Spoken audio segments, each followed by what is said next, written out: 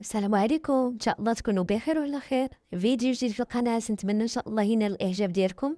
واليوم ان شاء الله مع هاد الوصفات اللي غادي يبانوا لكم في الفيديو، غادي نهضر على واحد الموضوع اللي هو مهم جدا، موضوع ديال العصبيه، وكيفاش يعني ننتقلوا من هذاك السلوك اللي تيكون عصبي ونوليو ناس اللي هما هادئين كيتحكموا في السلوك ديالهم.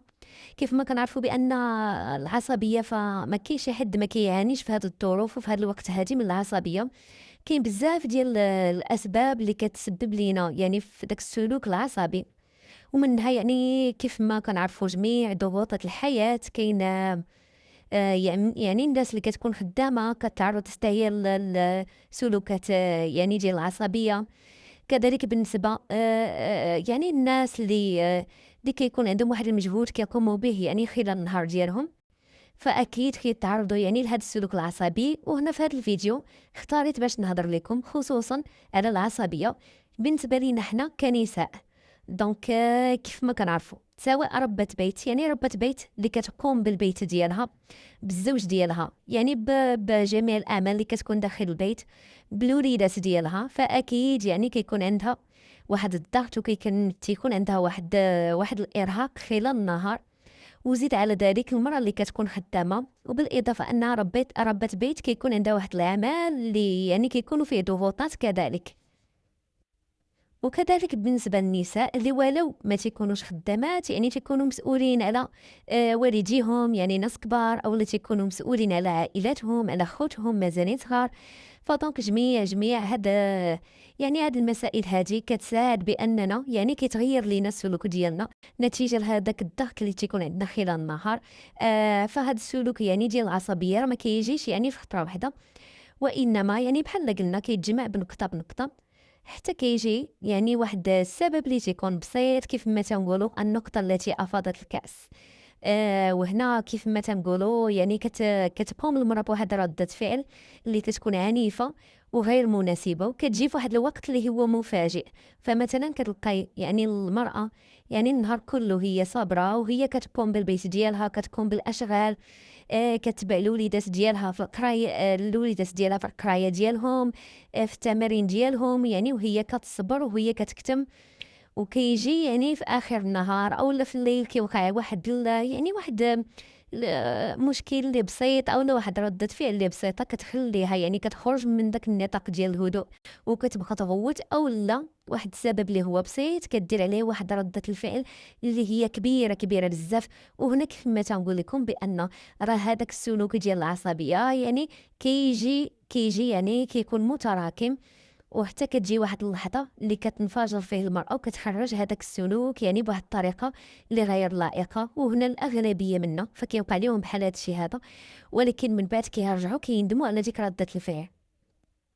وهنا كنقول لك اختي، ملي تحسي براسك فيك هاد الاعراض يعني اللي كتخرجك على السيطره، فهنا اكيد غادي تعرفي بان هذا سلوك عصبي هو اللي كيخليك تقومي بهاد ردات الفعل هادي، وضروري خصك تلقاي ليه الحل. وانا هنا غير باش نتعاون معك وباش نعطيك الحل، لان العصبيه الصراحه كتاثر لينا على الجسم بواحد الطريقة اللي صعيبة بزاف، لأن يعني كيولي عندنا الجسم في واحد التوتر مستمر، المناعة كتضعف لينا، يعني كتأثر حتى على النوم ديالنا، ما كيبقاش واحد النوم اللي هو مريح. تيكون عندنا واحد التعب اللي هو مستمر، بالإضافة لمشاكل عضوية. كاينين الناس بزاف اللي كيتعصبوا بزاف فكيكون عندهم تشنجات عضلية، تيكون عندهم يعني ارتفاع في دقات ديال القلب، مشاكل في المعدة.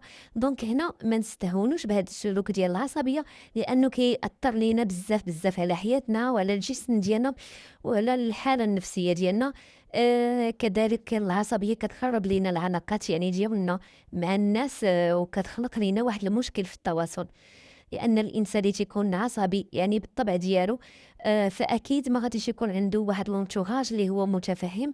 دونك خصوصا اللي كانت هاد الخاصيه عندنا يعني بصفه مستمره ان الانسان تيكون عصبي، فضروري كينفروا منه الناس، يعني ما تكونش واحد اللغه مشتركه في الحوار، وبالتالي يعني ما كيبقاوش عندنا علاقات اللي هما ايجابيه.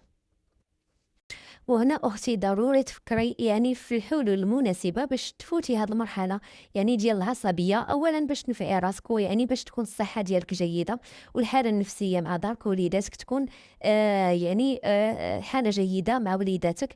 دونك أنا غادي نعطيك بعض الحلول. هو أن بمجرد ما طيحي يعني في واحد المشكل اللي كيخليك مثلا تعصبي، سواء في الدار كيف ما قلنا أو في العمل أو في أي بلاصة، فضروري يعني خصك تدربي على مهارات الهدوء. هاد مهارات الهدوء يعني كتجيو كنكتسبوها، ولو ان يعني ما عندناش ما كنعرفوش كيفاش نكونوا مكالمين، ولكن مع التدرب على مهارات الهدوء فكندربوا الجسم ديالنا انه يعني ما يتسرعش في ردود الافعال. وهنايا اولا خصنا نستوعبوا المشكل ديالنا ونهضروا مع راسنا فيه. دونك الا كان شي مشكل نجلسوا ناخذوا واحد الوقيته ونهضروا على هذاك المشكل، في نفس الوقت ما نعطيوش واحد المساحه اللي هي كبيره، يعني ما نكبروش المشكل اللي عندنا. نحاول انه يدوز وقيته ونلقاو ليه حلول بسيطه. كذلك يعني من بين الحلول اللي تنشوفها انا مناسبه فاش نفكروا اشنا هو اصل المشكل اللي عندنا. دونك مثلا انا في الدار وعييت بالشقه وهذا، فنجلس وندير واحد البروغرام اللي غادي نرخف به على راسي.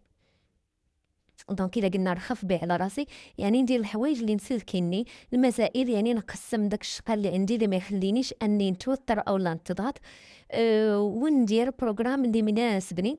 وفي نفس الوقت نحاول دائما خلال النهار نعطي واحد الوقيته لراسي انا، يعني لراسي نعس مزيان، يعني يكون عندي نوم كافي، لانه الصراحه النوم كيحسن المزاج. وكذلك ندير واحد الوقيته ندير فيها تمارين رياضيه ديالي. كيف ما كتعرفوا الرياضه راه كتقلل التوتر. كذلك بالنسبه للماكله ديالي نحاول نقاد الماكله ديالي تولي تغذيه سليمه وناكل اكل صحي، لان حتى هو كذلك تيعاون في تحسين المزاج وكيحيد التوتر. واهم حل عندي انايا بالنسبه ليا انكم تعتمدوا، انكم تعبروا، تحاولوا انكم توليو تعبروا. ما تخليوش مشكل انه كيدوز بديك السهوله. مشكل شي حاجه ما عجبتنيش، مشكل وقعت فيه فنهضر فيه. مجرد انك نهضر فيه فكنحس اولا يعني بالنفسيه ديالي تقدات، ما كنديرش دي رياكسيون اللي هما خايبين، وفي نفس الوقت يعني كنلقى حلول. دونك هذا مكان. كذلك نطلب المساعده من الناس اخرين، علاش لا؟ يعني الناس اللي معايا في الدار، الناس اللي معايا في العمل، الاصدقاء، العائله. وهذا الشيء راه كيعاونني يعني بزاف باش ما كيكبرش المشكل اللي عندي، وكنتفادى هذاك الضغط المستمر. يعني كل مشكل كنحاول يعني نعالجو فوقيتو ونهضر فيه. علاش لا؟ وكيف ما قلت لكم نحاول نعطي وقت لراسي. هذا انا بالنسبه لي اللي هو حل اللي هو كبير بزاف. يعني نشق على قياسي، نخلي وقيته انني مثلا نتفرج في حويجات اللي كيعجبوني.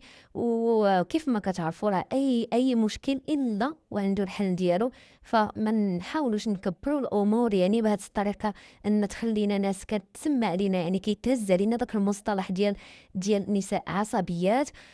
فما كاينش يعني الا كان يعني بالطبع منذ الصغر يعني كنكتسبوا هذاك الطبع ديال العصبيه، والا يعني الا اكتسبناه من بعد بسبب يعني الضغوطات ومشاكل الحياه، فاكيد نقدروا نتغلبوا عليه كيف ما قلت لكم بالمعرفه الذاتيه ديالنا، وكذلك يعني بالحلول يعني اللي نقدروا نديروها كل نهار باش نتفاداو هاد العصبيه هذه.